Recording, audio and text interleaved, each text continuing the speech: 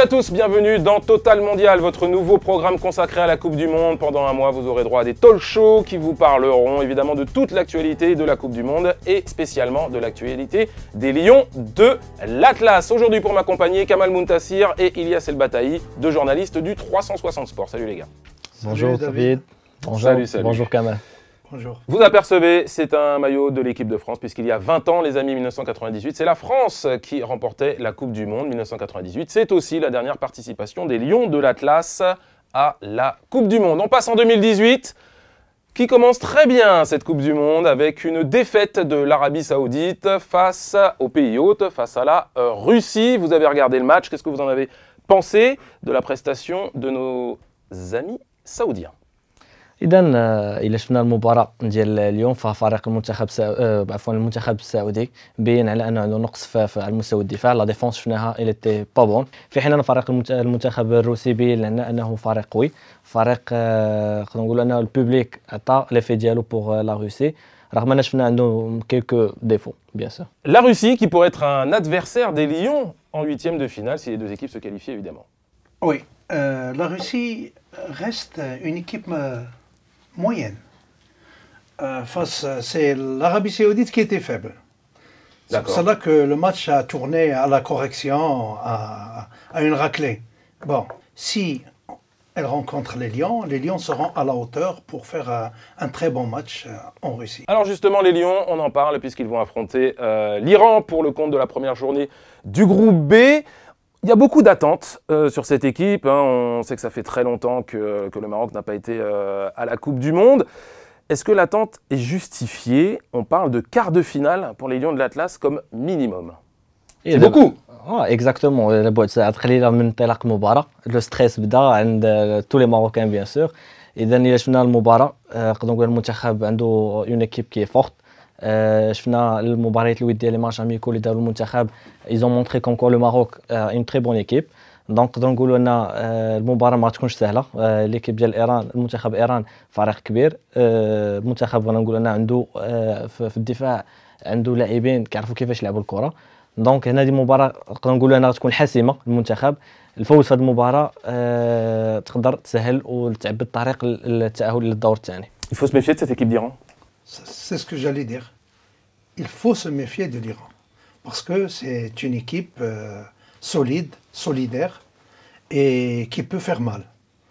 Donc c'est pour cela que je crois que quand on a vu la formation préalable d'Hervé Renard, il a l'intention de jouer sur un schéma tactique très défensif, sur des contres surtout. Alors c'est vrai, il ne va pas s'ouvrir sur... Parce qu'il sait que l'Iran est une équipe très forte.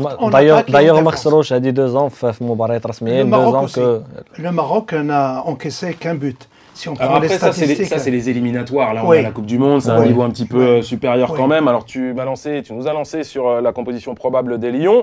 A priori, c'est un 4-5-1. Oui. Avec Boutaïb en pointe. Effectivement, il y a beaucoup de prudence du côté d'Hervé Renard. 2 questions quand même sur cette composition d'équipe qui est assez classique, on va dire.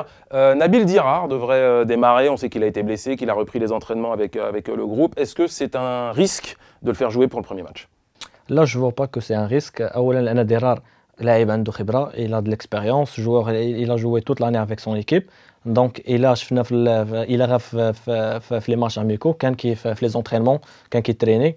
نقدر نقول انه لاعب خبره كان avec le groupe باش دازوا la Coupe du Monde, donc je vois que c'est une bonne chose. Alors c'est vrai qu'on a beaucoup parlé d'Ayoub El Kaabi parce que c'est un buteur, c'est le nouveau buteur des Lions, au moins pour les médias, moins pour Hervé Renard, il va l'utiliser différemment.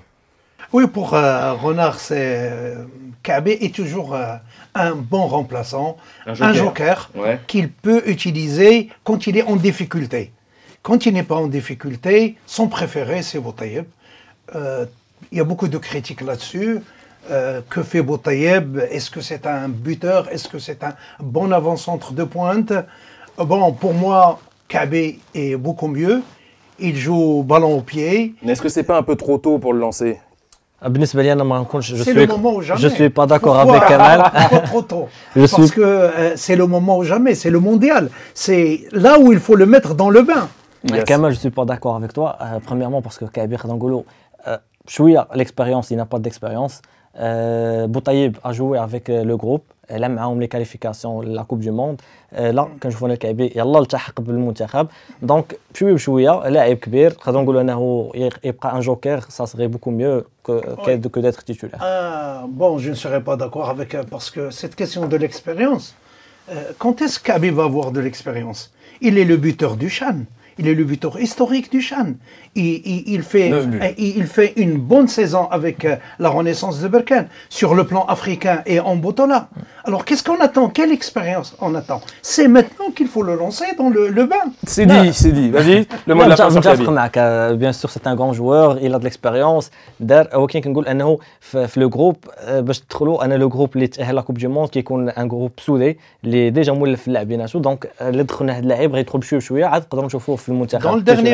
Dans le dernier match amical du Maroc contre l'Estonie, il a sauvé le Maroc. Il a été précieux. Ça reste un match amical quand même.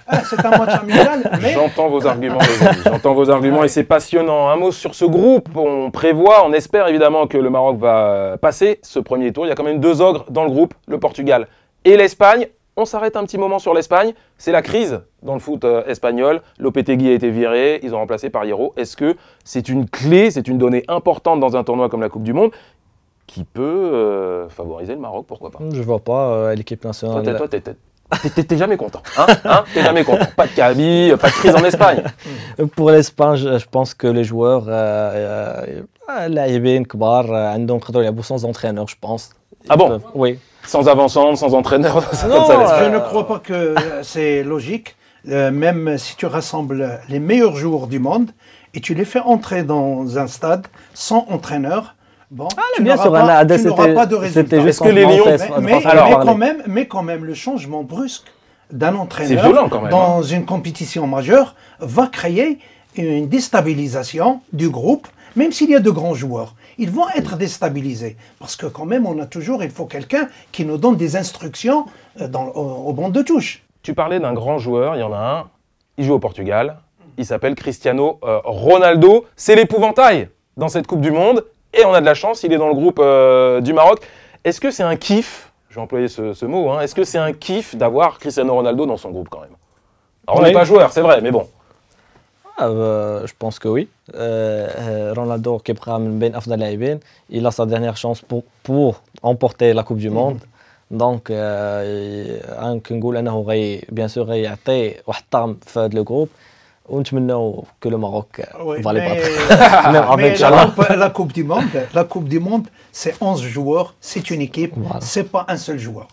C'est déjà la fin de ce Total Mondial. Rendez-vous cet après-midi. Le Maroc affronte l'Iran. C'est à 15h à suivre évidemment en direct sur le 360. Merci Kamal. Merci à toi. Merci Ilias. Merci à toi. Et puis Dima les Lions.